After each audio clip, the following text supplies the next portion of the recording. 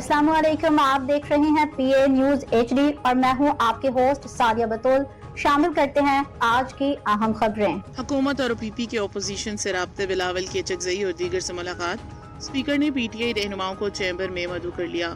इस्लामाबाद हुकूमत और peoples party के अपोजिशन से राब्ते स्पीकर कौमी असम्बली ने PTI रहनुमाओं को चैम्बर में मदऊ कर लिया, जबकि पीपल्स पार्टी के चेयरमैन बिलावल भुट्टो जरदारी ने कौमी असम्बली के अपोजिशन चैम्बर में कायद हज़ब इख्तलाफ महमूद खान चकजई और सैनेट में अपोजिशन लीडर अलामा राजा नासिर अब्बास से मुलाकात की।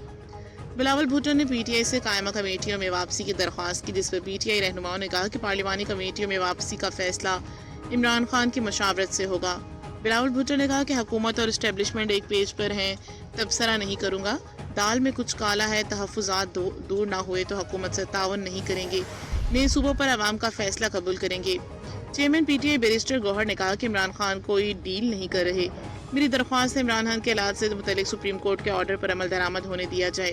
असद उमर ने कहा कि दुआ है कि ये सियासी अमल किसी मस्बत पेशरफ्त का बायस बने। असद केसर ने कहा कि स्पीकर से इमरान खान की सेहत और सुप्रीम कोर्ट के फैसले पर गुफ्तगू हुई।